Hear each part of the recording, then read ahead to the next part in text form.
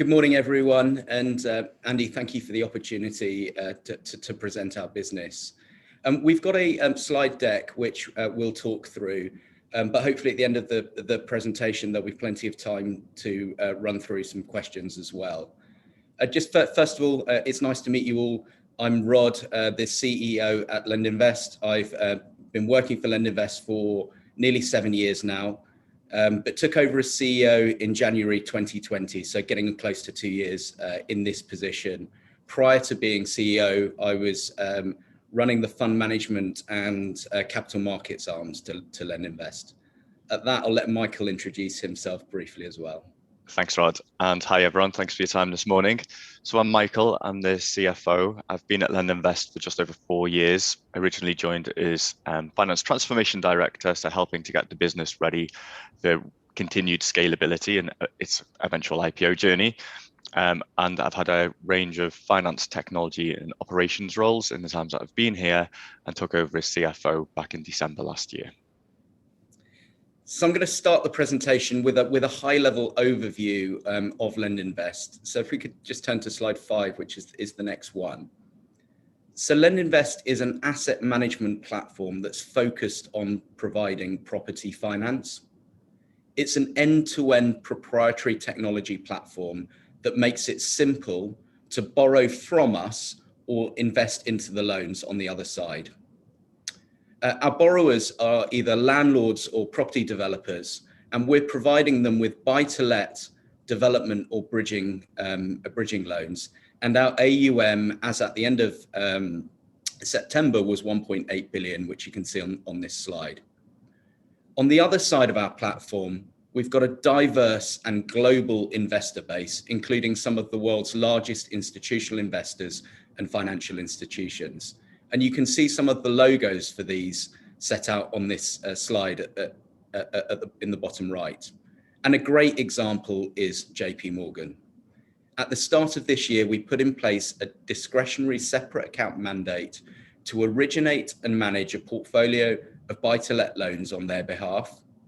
And we've just, in the last few weeks, managed to upsize the size of that separate account to £725 million. So it's a significant part of our total funds available. We're a regulated alternative investment fund manager, and the investors will invest with us because they're able to access returns, access an asset class that otherwise they wouldn't directly access and originate themselves. We've spent about £50 million to date in building our proprietary technology platform. We have around 200 people working in the UK, and about a third of those are software engineers and product people that are building our technology.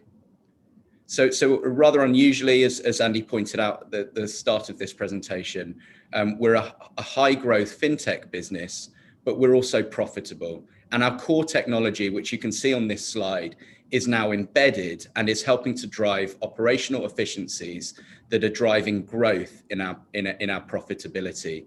And our EBITDA, as at the end of March, so FY21, was over 12 million pounds. And we've got great momentum in growing the bottom line with that core technology embedded. So just talking through what you can see on this slide and give you an overview of the technology that we've built.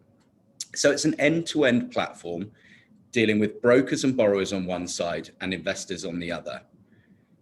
It's split into 3 core components. So Genesis, which you can see on this slide on the left, is our loan origination software.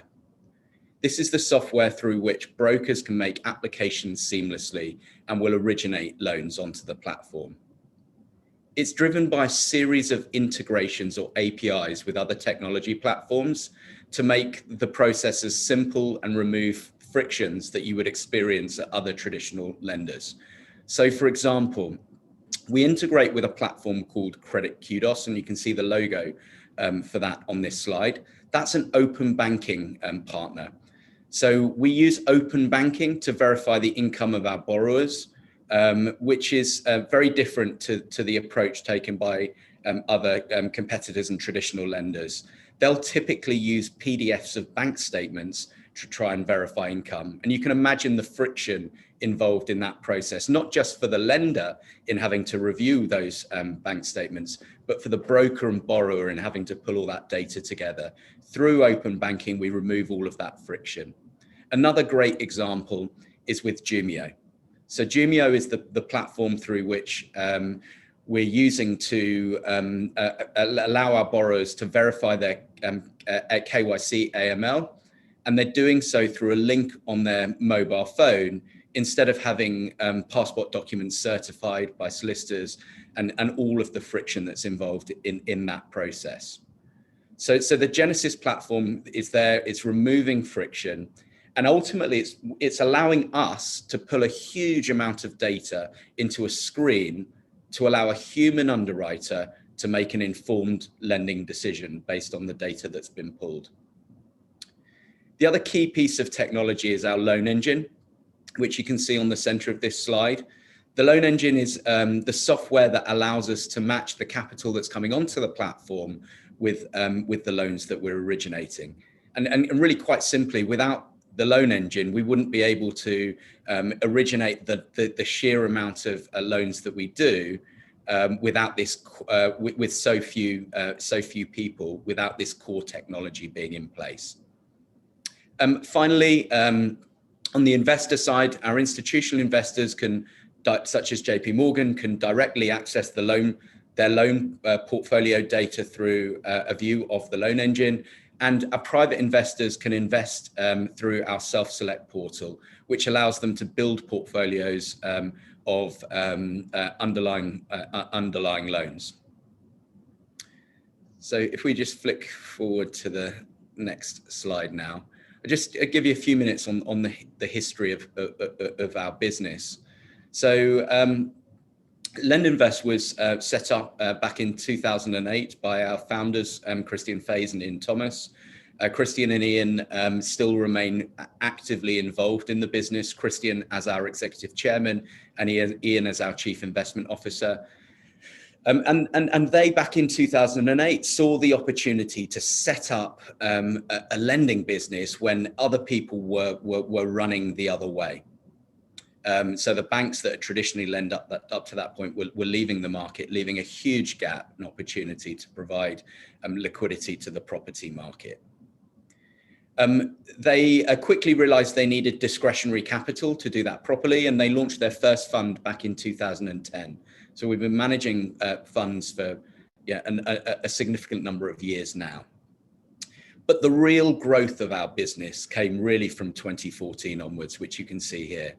And that coincided with our push into technology and the launch of LendInvest as a brand. And we started off by building a platform to allow investors to invest into our loans, but quickly realized that the real value in the technology that we're creating was building a platform to allow to make it easier for borrowers and brokers to access property finance loans. And you can really see the platform taking off from that really early move into technology. And one other real catalyst in those early years was a business called Atomico, which is one of the largest technology investors in Europe. Actually invested in LendInvest back in 2016. And that really gave us a catalyst because we had a partner that was able to support us in building out our technology team, helping us to attract top technology talent to our business. Fast forward to today, we now have 2.9 billion of funds under management and 1.8 billion of assets under management. And you can see on the chart on the bottom here that we, over recent years, have very significant growth from larger institutional investors. But the platform has always managed to cater for both private financial institution and institutional investors. And that remains the strategy for the business as we move forward. We issued a trading update earlier this week, which covered the 6 months to the end of September. And we've had a really, really busy period. In the middle of that period, we listed LendInvest, so just at the beginning of the summer, so early July. And we raised £40 million of primary capital, which we're using to accelerate our technology roadmap and to push into other types of property lending, which I'll come on to talk about shortly. The results that we put out earlier this week showed that year on year, we'd grown our AUM nearly 32% over the last 12 months. So there's real momentum in the business at the moment. In the middle of the summer, we also closed our third RMBS, so that's a securitization, residential securitization of our buy-to-let mortgages. And when we closed that securitization, we did so at the best pricing of any buy-to-let securitization for the last 13 years. We also brought on board a new partnership with HSBC and Barclays. And through that partnership, we will be financing the upgrade of residential buy-to-let or investment property. And a lot of that upgrade will be for improving the environmental efficiency of those buildings. So it's fantastic for us to secure that partnership. The other thing that we've done, we said during the IPO process that being a listed company would allow us to attract capital, such as with Barclays, but it would also allow us to secure better terms with our existing funding partners. And we've extended our relationships with Citi and NAB, engineering longer terms to those relationships, but also better economics to us now that we're a listed business.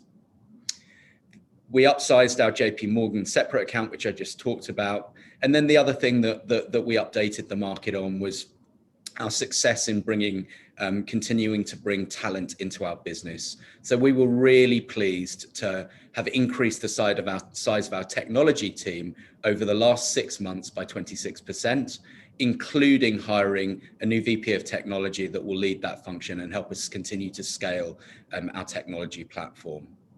The final key hire was, as I'll come on to explain, one of the key things that we're looking to do through the capital raise from the IPO is push into other types of property finance, and homeowner mortgages are the next big thing for us on our agenda, and we've brought in someone to help us lead that push. And on that, this sort of gives you an overview of how we think about our market. So we started off back in 2008 providing bridging loans. We then moved to do development loans, and then more recently into buy-to-let mortgages. And you can see those three segments in yellow on this slide. Those three segments alone equate to annual originations of £42 billion a year in the UK. Our current run rate of lending is just over £1 billion a year. So we've got huge capacity to grow in the segments in which we're already lending. But we're also excited about applying the platform to other types of property lending. And the next and most immediate opportunity for us is this grey box called specialist homeowner. And that box we see as an exciting opportunity really for two reasons right now. One, specialist homeowner mortgages are typically mortgages not catered for by the high street lenders. So a series of specialist lenders will provide those mortgages.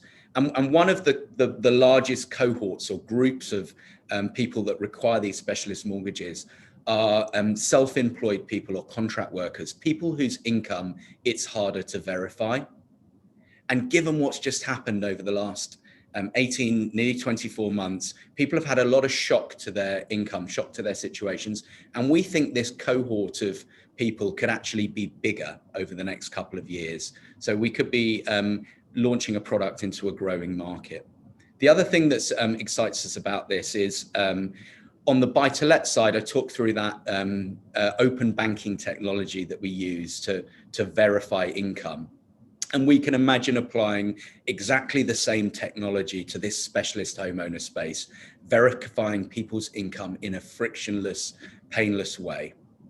So that's how we sort of think about opportunities ahead. Ultimately, we would love to attack the mainstream homeowner mortgage market. And we see that as a long-term ambition, and actually one where maybe instead of competing directly with the high street banks and building societies, we could license our software or license our service and allow them to access that market through our technology.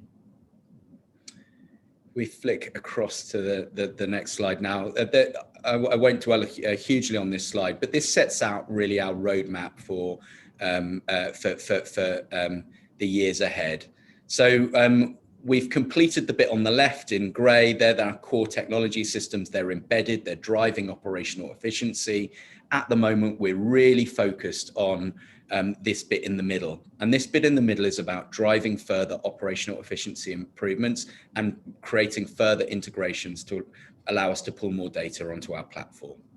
And by 2023, we want to further increase our efficiency by doubling the loans processed per operational head from where we are today. And then the final stage of the platform, final stage of the roadmap is applying the platform and building out the technology to move into these other types of lending. We flick to the next one. Thank you. So I've got a couple more slides and I'm going to pass across to Michael to talk through the numbers. It's really important to recognize in the UK, the property finance market, the mortgage market is heavily intermediated. So we see brokers as core customers, and the technology that we've built is there designed to make their lives easier. We want to allow them to apply for more cases in less time than they can on other platforms. So our proposition is a service proposition. But it's important to note in the UK, brokers will use sourcing systems to price discover. So it is important for us to have competitively priced products to allow brokers to select us. But we'll seek to be in a competitive position in the sourcing systems, but not leading on price. We want to allow the brokers to select us on service. And you can really see that in the charts that are coming through here. So in FY21, 75% of our business was repeat business from brokers. So they're coming back time and time again. The bottom slide shows how we're actually growing the number of brokers who are submitting their application for their first time too. And year on year, we're growing that core broker base too. I'll just finally touch on the investor side of our platform, and then if we could flick to the next slide. So as I mentioned on the first slide, we've got an incredibly diverse investor base, ranging from some examples here. So Telco, Swiss Corporate Pension Scheme, Seriu, Japanese asset management business, ZKB, a Swiss bank. Those are international investors that will invest with us, usually through our Luxembourg domiciled fund, which really works well for those international investors. Some example, PIMCO, Aviva, BlackRock are some of the investors that buy our MBS bonds when we issue securitizations. So we've got a very broad investor base. And what we think is really exciting about the reach of the platform is that these investors represent incredibly deep pots of capital. And when we think about our growth for the years ahead, we just need to continue to tap this huge investor base to fuel our growth for the years to come. At that, I'm going to pass across to Michael to run through some of the numbers. Thanks, Rod. So if you can move to the first slide. So what I'd like to talk to you about, first of all, is our revenue model. So how do we make money? When we look at the assets that we're managing, we look at it in these 4 different quadrants that you can see here. So the 2 columns we have is the long term, which is our buy-to-let product, and the short term, which is our bridging and development products. And then the top row is the assets that are financed through financial partnerships, securitizations, and our retail bonds. And those assets are held on our balance sheet. And then the second row represents the assets which are originated by us and then sold into third-party funds or the JP Morgan separate account. So with that top line where we have the assets on our balance sheet, the way we're generating revenue is through a traditional net interest income type model. So we're charging the borrowers a rate and we're paying our financial partners, our MBS and bonds, a cost of sales, and then we're taking the margin in between. So looking at the buy-to-let top left quadrant here, you can see, especially on this RMBS securitization, how the interest margin that we're keeping has improved over time. So that first RMBS one that we launched a couple of years ago, it was the first securitization we were bringing to the market. And because of that, there was an additional premium that we paid on the cost. So you can see at that time, the borrower rate we were charging was around 3.77%. We were paying just over 2.7% of that away and keeping just over 1%. When we then launched our second securitization, which was in March of last year, although the overall borrower rate had reduced slightly due to competing pressures in the market, we're paying a much lower rate across to our investor at just over 2%, and we're keeping a higher rate of 1.5%. As Rod mentioned, over the past 6 months, we've launched our third securitization, which had the best pricing of any buy-to-let securitization in the market since 2008. And the amount that we're keeping there has increased even further from that 1.5% closer towards 2%. We've also renegotiated on both Citi and National Australia Bank. So on the left-hand side of that top left quadrant, the amounts that we're paying across to our financial partners has also reduced. On a similar vein, on the top right for the short-term lending, we have those assets which are funded by our retail bonds or through the partnerships with Barclays and HSBC. Again, we've just launched that new partnership with Barclays and HSBC, which is going to further reduce the amount that we're paying across. On the bottom row then, this is more a fee structure because we've sold those assets to third parties. In the bottom left, which is JP Morgan, when we originate that loan and sell it into JP Morgan, we recognize a fee, and then we receive ongoing servicing fees over the fixed term rate of that loan. Those fees equate to around between 2.5% to 3%, depending on how long that fixed term period is. Then on the bottom right, on the short-term lending, assets which are sold to our Luxembourg fund or to our investor self-select platform, these are ongoing annual fees that we're retaining for management, performance, and servicing. So if you can turn to the next slide. So one of the concepts that I want to talk through is the credit risk that the business is exposed to. So this chart on the left-hand side shows our total platform AUM at the end of September. We had 1.8 billion. Now of that, 700 million has been sold into the third-party funds and separate accounts, and as such, we have no credit risk exposure at all to those assets. Of the remaining 1.1 billion, which sits on our balance sheet, we don't have full exposure to the credit risk in those loans. So for the financial partnerships that we have, so Citi, National Australia Bank, HSBC, Barclays, and for the first securitization we did a couple of years ago, we have 5% equity within those structures, and that's a 5% first loss exposure. On the second and the third securitizations that we did, we also have 5% of those deals, but we have 5% of each of the notes within those securitizations. So 95% of that exposure is to investment grade assets. And then finally, on the retail bonds that we have, which is around about just over 100 million, we have a parent guarantee in place on those loans. That means we're exposed to the credit risk on those, but those assets are all secured, as all of our loans are secured against the property. We have an average LTV on the retail bonds of 65%. And then in addition to that, under accounting standards, for every loan that we have on our balance sheet, we have to hold an impairment provision against it. That's a modeled provision bringing in macroeconomic factors such as GDP, insolvency, house price index growth, and so on, and then merging that with borrower-specific information through their credit file and security information. That model, those provisions are then booked through the P&L and held on our balance sheet to mitigate the risk of future losses through loans going into default. But what's really important is that is a modeled provision. If we compare the provision that we have against actual losses that we've had through the platform over our entire life of the business, which you can see in the top right-hand side here, the actual realized losses are much lower. So on the short-term lending book, where we've lent over 2.8 billion of assets of loans over that period, we've had just 0.5% of originations and realised losses, which is 15 million. On the buy-to-let side, which we launched at the end of 2017, we've had less than £50,000 of over £1 billion of loans originated.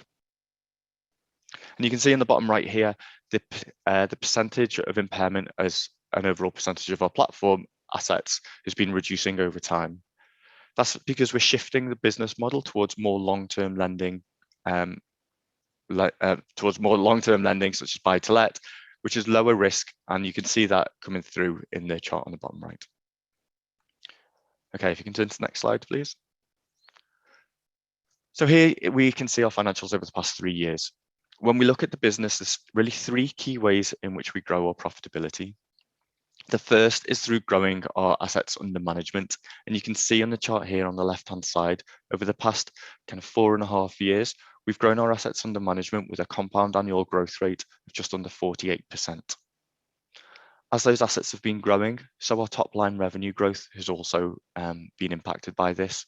And looking at the table on the right-hand side, you can see that revenue has grown with a compound annual growth rate of 30% over the past 3 years. Looking down to that next highlighted box, gross profit, you can see we've also had really strong growth of 19% over those 3 years, but it is lower than the top line revenue growth. And there's a couple of reasons for that, and they're both related to buy-to-let. The first is that buy-to-let is a lower margin product than the short-term lending products, but it generates income over a longer period of time. So as our buy-to-let product has been growing as an overall proportion of the book, so that's been reducing our gross profit margin.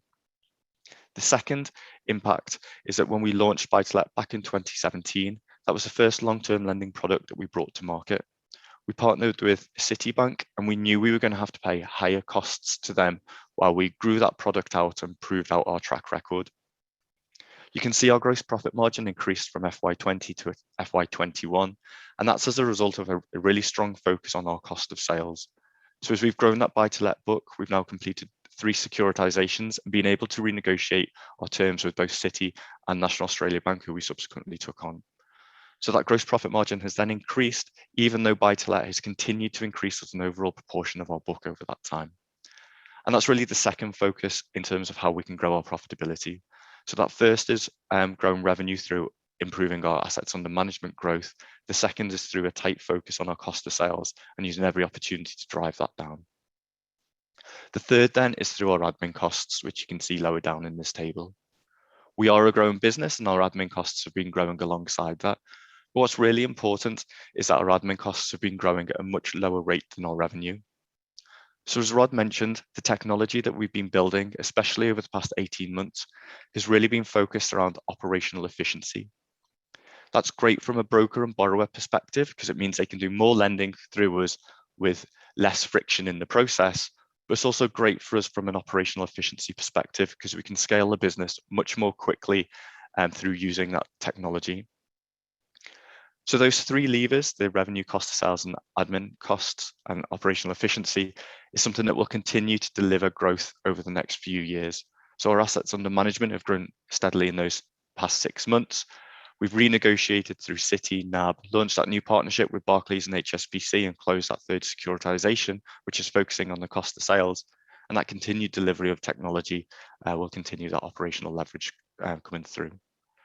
What's really important and most exciting about this table is that bottom line, so the EBITDA. So as Rod mentioned, we're a profitable company, but it's really in FY21 where all of those 3 factors have really come together and we've been able to realize an EBITDA of 12.1 million, and that continued growth we'll see us in the next few years. And at this point now, I'll hand back to Rod for a quick wrap up before we open up for questions. If you just flick to the next slide, that'd be great. So, hopefully it's come across that, we're really proud of our business and, what we've achieved to date, but we've got really, really ambitious plans. And you can sort of see on the bottom left of this slide, our aspirations for the medium term. And whilst these are ambitious plans, actually we deliver these plans by just doing more of what we've been doing. So we continue to grow at the rate in which we have been growing for 5 years now. And that really comes from lending more in the areas in which we're already lending, signing up more new brokers, driving high repeat rates with those brokers. We'll also get growth from moving into the homeowner products over the next couple of years. But the core plan is really deliverable from doing more of what we've been doing. We do see opportunities to upsize and go beyond the plan. So we look at and think about white labeling technology for other lenders, as I described earlier. We could think of geographical expansion or maybe strategic acquisitions. But the core plan, is deliverable from just doing more of the same. At that, I'm going to sort of pause and we can pick up some questions.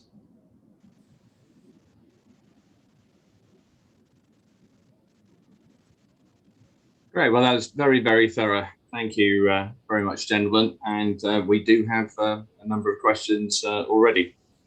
Maybe just following on chronologically from your last point, Rod, about white labeling. Your technology platform is self-built and proprietary. So we've had a question looking at the international market where you're not yet present. Are you more likely to sell or license that technology? Or develop those markets yourself? So to be worked out. I think when we think about international expansion, the way that we've thought about it in the past is by partnering or acquiring existing businesses with the existing platform, rather than building out lending infrastructure immediately within that platform, within those jurisdictions. Because you clearly, with property lending, a lot of knowledge comes from being in the location itself. So that's one of the things that we've thought about in the past, and that sort of goes probably to another solution being white labeling the software rather than launching a lending operation in a new market as well. So yeah, absolutely, that's something that we could think about. These are long-term ambitions for the business, nothing that we're looking to do immediately. Okay, thank you. And then returning to the specialist mortgage products for the self-employed contractors, all very topical with the gig economy and changes post-COVID. Could you go into a little more detail about how their credit risk is assessed if it's not giving away trade secrets? And is that still very much technologically driven at your end, or could it become labor intensive? So the traditional way in which these specialist mortgages are originated is in a very manual way. So when you think about a high street mortgage, now most of that high street sort of general mortgage is heavily automated and reliant on credit bureau and scorecards to an automated decision on that mortgage. The reason the specialist market exists is because the automated score is giving the wrong output, and therefore someone needs to drill into the detail of the underlying case. So it is a very manual market in terms of underwriting. And the sort of the leaders in that space have very deep pools of underwriters processing and reviewing PDFs of bank statements and credit files in order to make decisions.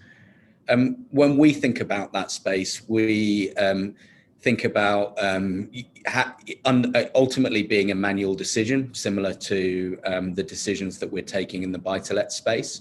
So we're not talking about an automated lending decision because of the complexity of the case, but we'll use the data that we can pull from both credit bureaus and through open banking to reduce the friction in the lending process, to allow us to make a more informed decision more quickly, with less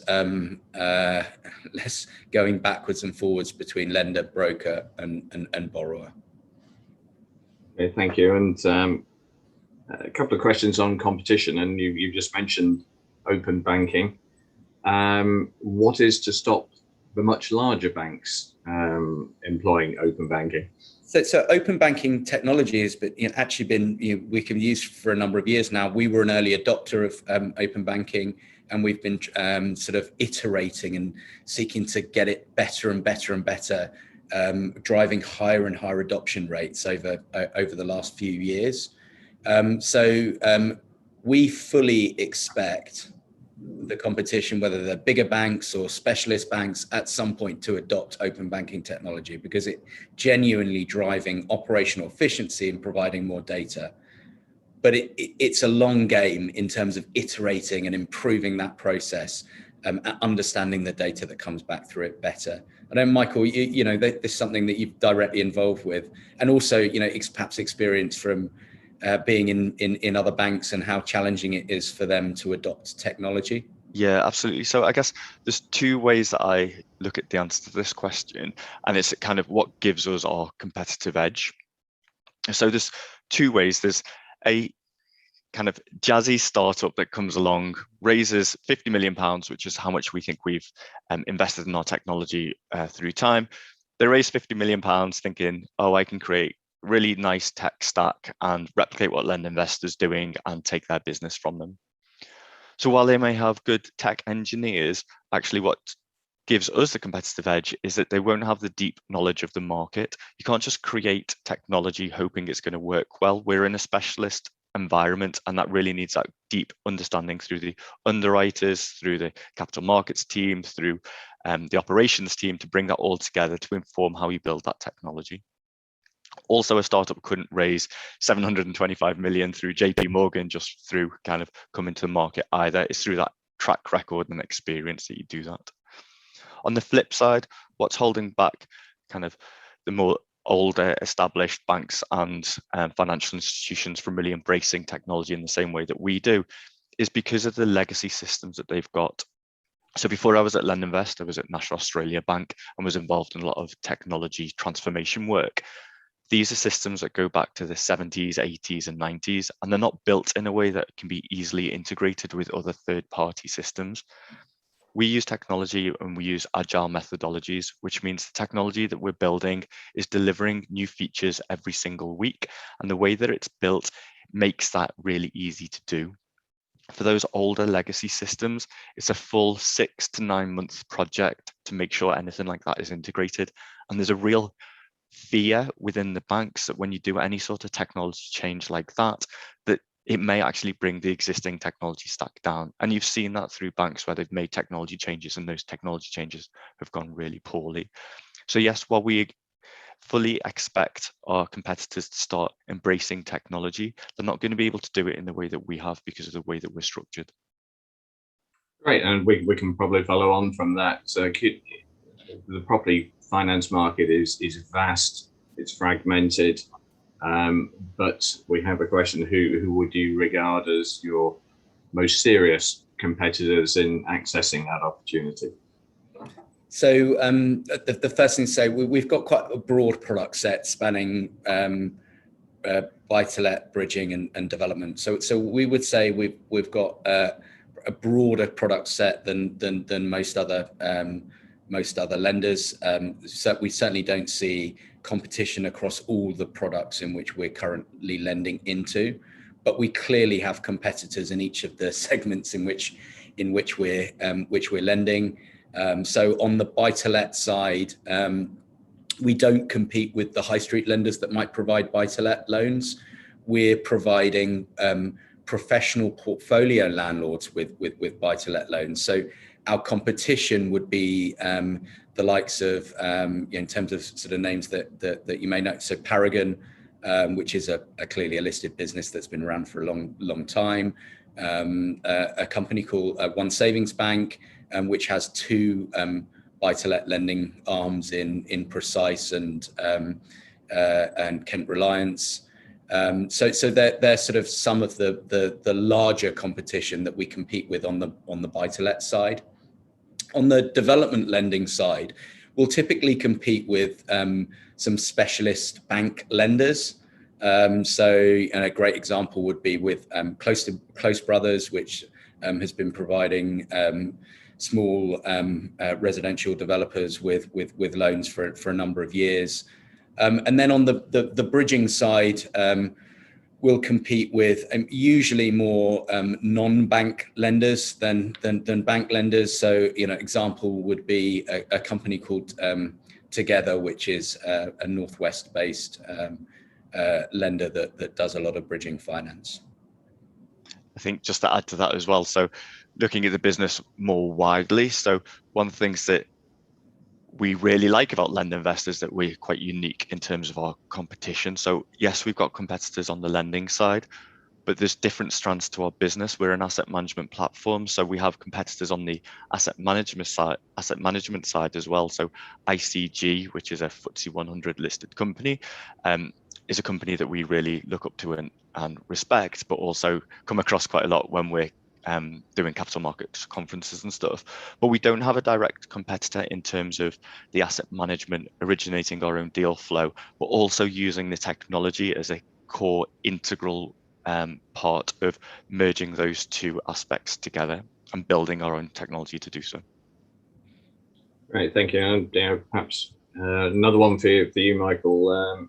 In terms of matching assets, liabilities, duration, and your interest in moving into longer term fixed rate mortgages, how is the current environment, which does seem to be trending towards higher rates? How will your systems cope with that change coming through? Yeah, okay. So there's a couple of points there in terms of the matching liabilities to the asset maturities and also the interest rate risk. So in terms of matching maturity dates, so on the long-term lending side, on the buy-to-let product, these products, although they have a 2 to 5 year fixed rate, or we've just recently launched in the past week a 7-year fix, although they have a shorter fixed term, the loans are actually for 25 to 30 years. And that's actually matched really well with the securitizations that we do. So those securitizations are also matched for the same tenor as the ultimate date of the buy-to-let loans as well. Where those loans are also sold to the JP Morgan separate account, they're sold completely. They're not our responsibility anymore. We are managing and servicing them on behalf of JP Morgan, but it's for JP Morgan to worry about the funding on that regard.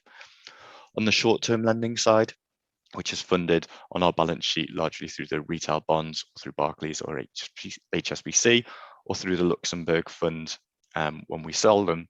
Again, when it's sold to the Luxembourg fund, that's to a third-party entity, so they're not our responsibility anymore. Where it's on balance sheet, the retail bonds, when they were first created and launched 3 to 4 years ago, they had a maturity date of 5 to 6 years.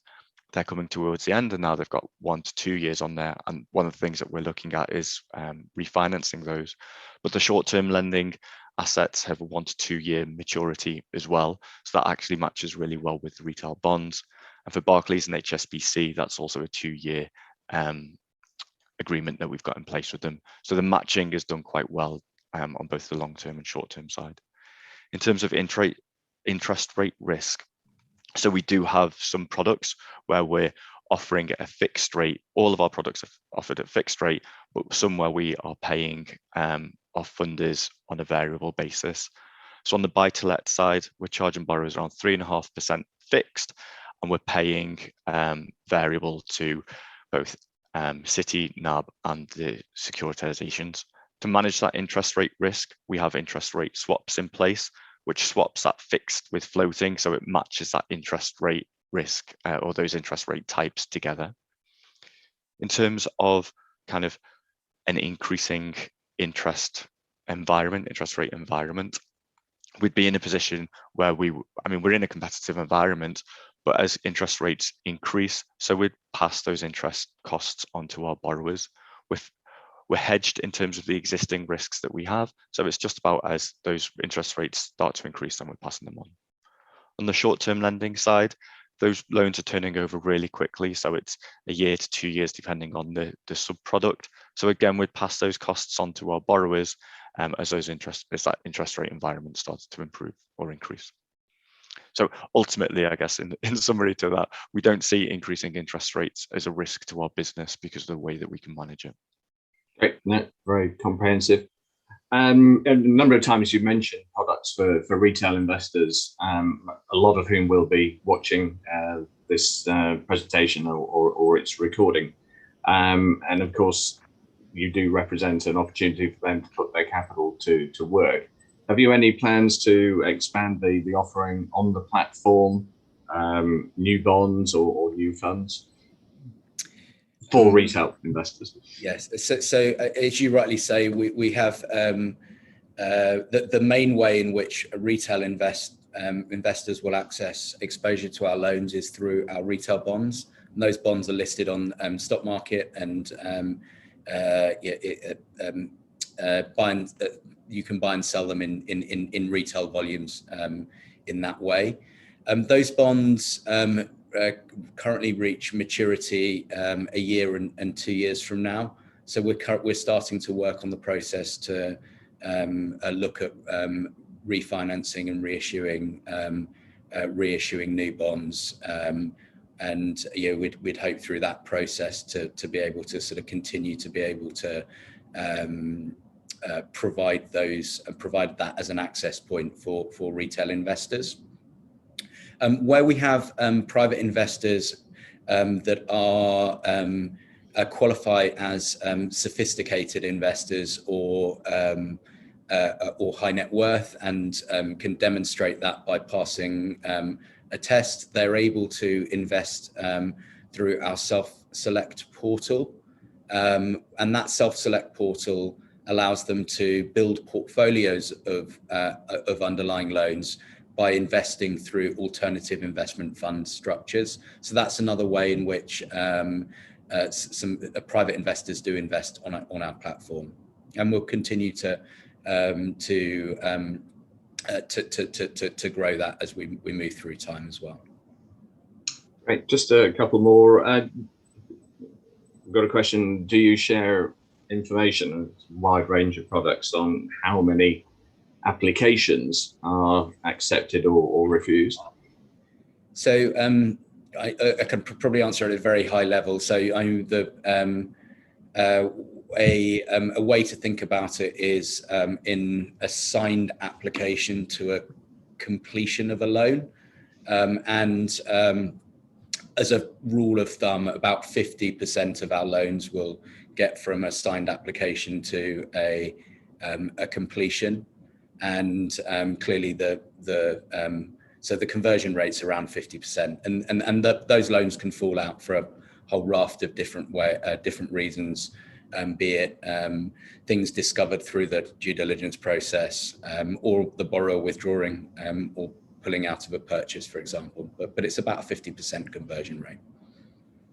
Right, and then lastly, looking at a little bit longer term, and we won't hold you to a specific date on this, Rod, but at the moment the business is in an investment phase, capital is generating exciting returns. Do you envisage at some point paying dividends, and approximately how long might that take in the concept of the growth? I'm going to pass the buck here and switch that immediately to Michael.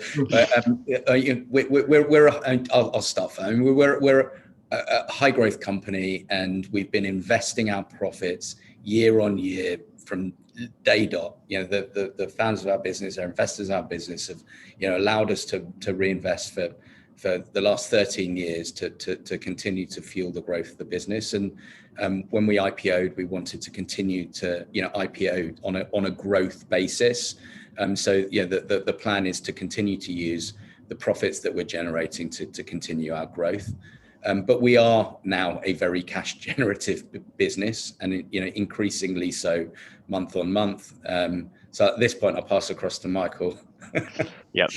So as Rod mentioned, we are and have been a cash generative business, but we put all of that back into our business so we can continue to grow. In terms of the forecasts that we have for the kind of three-year horizon, we fully expect to keep pumping all of our profits back into the business. We've got really ambitious growth plans for ourselves, and all of that cash will be reinvested for that. It's at that kind of 3 to 5 year horizon where we expect to be oversized, where we're generating more cash than we actually need to continue growing. And it's at that point that we'll be speaking to our investor base and getting their sense of what the expectation is. So we'll be coming and saying, look, these are the opportunities that we have. These are the opportunities for continued growth, which we think are really strong, depending on what they are and what the opportunities are at that time. Or there's an opportunity to start paying dividends out and returning some of that capital to investors. We're open to that, and that's kind of in the three to 5 year horizon that we think that we'll be in a position to have those conversations. Great, thank you very much. And as we all know, the buck always stops with the CEO. So thank you for that, Michael. Right, very last one, Rod. Again, you're consulting your crystal ball. We've been asked what are the chances of LendInvest at some point in the future being taken over by a much larger group, given your technological prowess, your cash generation? Would it be a tasty morsel? We've just listed the business because we see ourselves as being an independent business that can grow on the stock market for many years ahead. So that's absolutely our plan. The reasons we wanted to list were that we felt it added higher profile to a business that would allow us to attract more capital as well as more borrowers and brokers. And we're starting to see the benefit already of being a listed company. So we do think that we've sort of set ourselves up in a way that means that we can continue to grow on the stock market for years ahead and be owned in that way. Of course, we're attractive to other entities. But our aspiration is to grow ourselves